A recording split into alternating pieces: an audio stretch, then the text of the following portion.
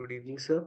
Myself, Skandri Tripathi, and my question to you is that in the recent past, I have experienced around me and with my friends as well that the people whom we have very close and loving relationships with uh, and whom we spend our time on a daily basis are suddenly not there with us among us anymore.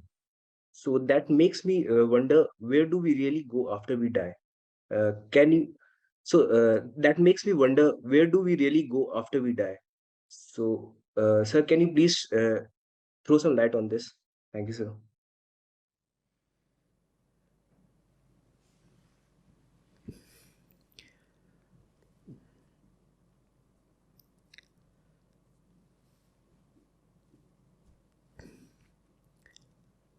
You just disintegrate. You don't really go anywhere. You arose from the soil. You go back to the soil. You go back to the air, the water, the soil. That's all. And then one day, randomly, those things, those atoms, they again combine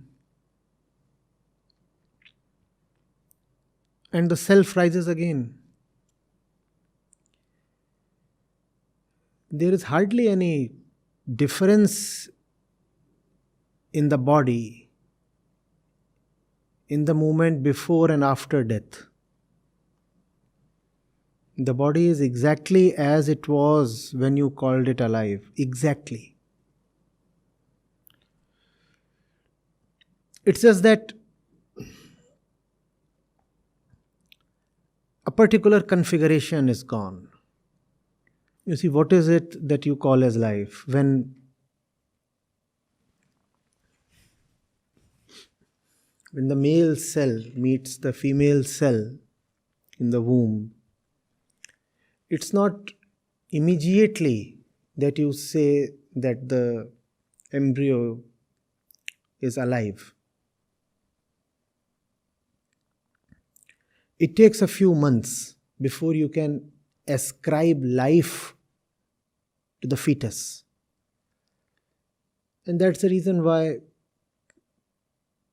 in the debates over abortion, you often talk of the month of pregnancy till which it is ethically sound to terminate the pregnancy. Someone says second month, someone says fourth month.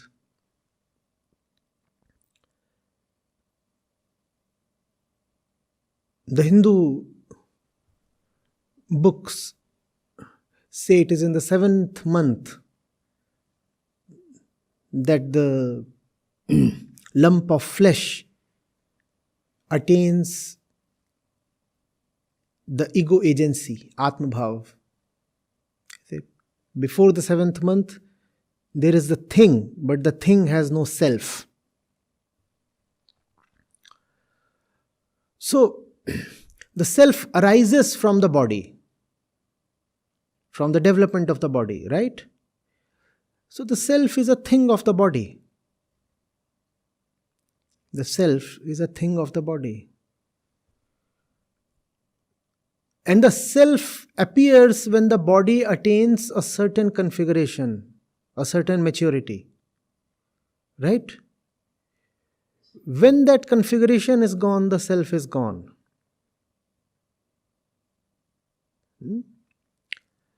But where does it go to? It does not really go to anywhere. You have burned the body down. The body is ashes. The ashes are the soil. The soil will definitely give birth to another body.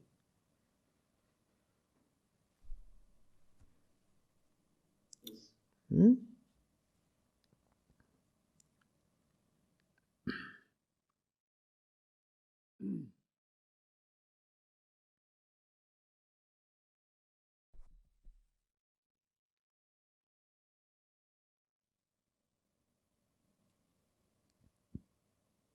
Krishna talks of this very beautifully in the Gita.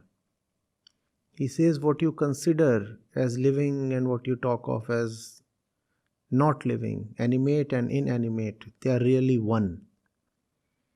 So consciousness and material, mind and matter, are really not two. And the moment you say that, the entire discussion over where does consciousness come from disappears.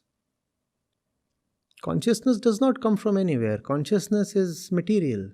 It arises from matter. But does it want to remain confined to matter? That's a totally different question. No, it does not want to remain confined to matter. But its genesis is definitely material. Yes, sir. But the very strange thing about consciousness is, birthed by the body, it does not want to remain confined to the body. And that urge is desire. That urge, seen in the purest sense, is the urge to be liberated, the spiritual quest towards liberation.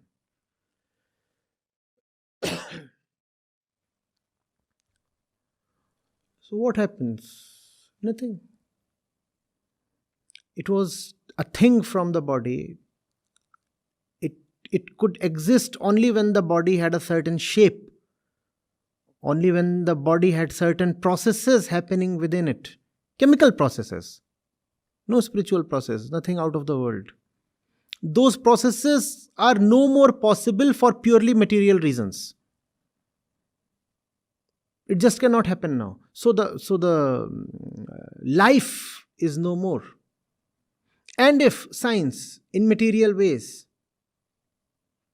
can make those processes happen for a longer period of time, you will find yourself alive for a longer period.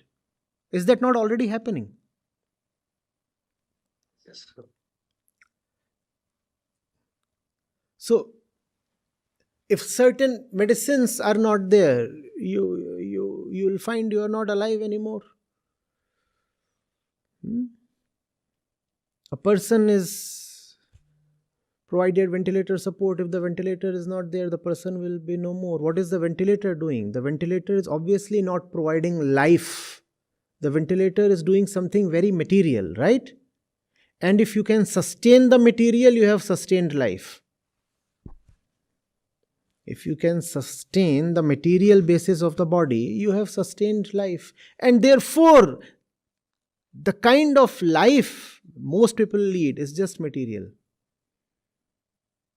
That's what Sri Krishna says, right? What you call as Jad and Chetan are hardly different.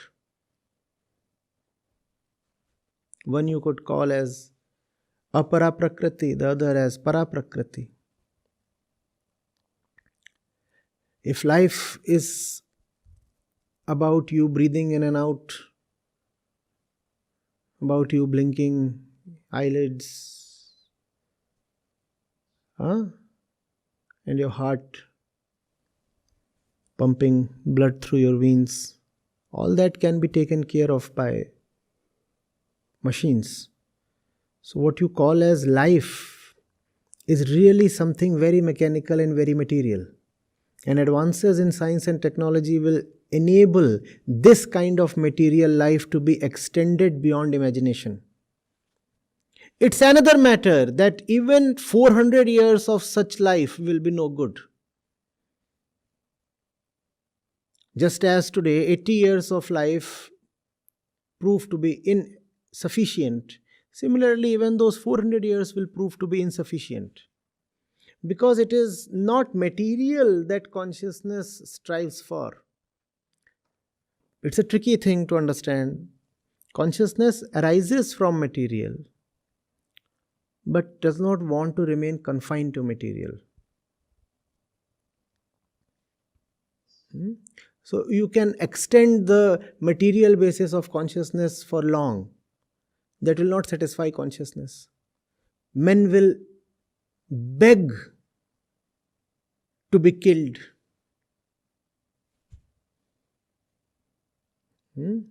Euthanasia will become a sought after service. So,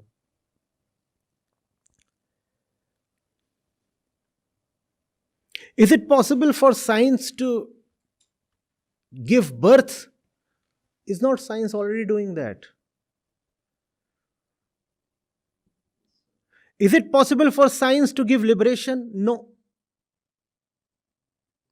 So science, being the study of the material, can definitely give birth. You do not require a metaphysical agency to give birth. You do not require some god to give life. Life can be provided even by science. Not too far is the day when you will have life being produced in factories. You will have raw material coming in and living things coming out. All that is possible. But if there is one thing that science and factories cannot provide or produce, that is liberation. You can create consciousness, but you cannot satiate consciousness. Consciousness is material, it can be created, not too difficult. But consciousness cannot be satiated by science. yes. So, where did people come from? They came from the body. The person is the body. People are so body identified. And where has the person gone? The person is still there in a very dormant way. You could say the body was breathing, the last moment. Consciousness was expressed. The body lost its configuration due to age or disease or accident. Consciousness went back to all the atoms it came from. If consciousness arises from the body, surely it was pre-existing in all the atoms in the body. Correct? Because it comes from the body, so it is already there in the body, which means it was pre-existing in all the atoms in the body. So what happens in the moment of death? Nothing goes out of the body. On the contrary, consciousness returns to the building blocks of the body. Consciousness returns to the very atoms it came from. Now, life is contained in those atoms in a latent way. All these atoms, they carry life. Every atom carries life in a potential way. In a dead man, life has returned to the cells. And cell is a big entity, to the atoms. In a dead man, life has gone back to the atoms. Now it is no more manifest. It is still there, but it is not manifest anymore. It is not expressed anymore. Yes, sir. Gone. It gone in the sense of returned. And the body will become soil and all those things, and all those things are, each of them are carrying life within them. It is not without reason that the Upanishads say Annam Brahm. Food itself is Brahm. That's a very curious thing to say, no? Food is Brahm. How? Because every atom is carrying consciousness within it. And if atom is carrying consciousness within it, that very consciousness in its purest form is Brahm. So in the flow of time, and we are all talking in the stream of time, right? We are talking of persons, their life, their death, all that is in the stream of time. So in the stream of time, a day will come when those atoms will again combine in a favorable way. And that which is latent within them will again sprout, just as a seed sprouts given the right conditions. So again, that thing will come. You can call that as reincarnation, rebirth, or whatever, if you want to.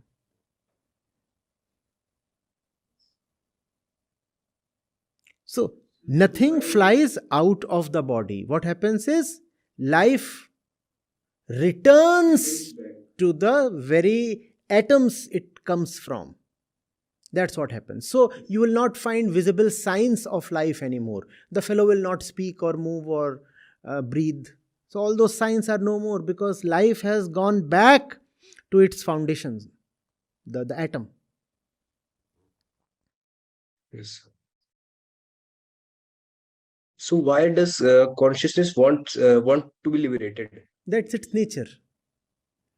This question is coming out of consciousness, no? Just as you want this question to be answered, consciousness wants to be liberated.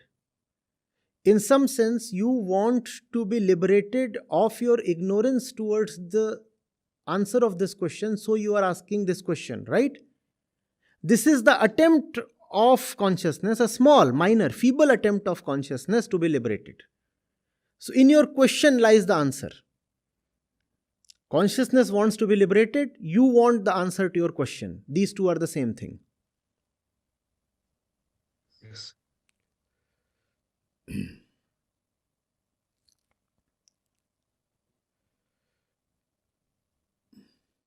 Thank you, sir.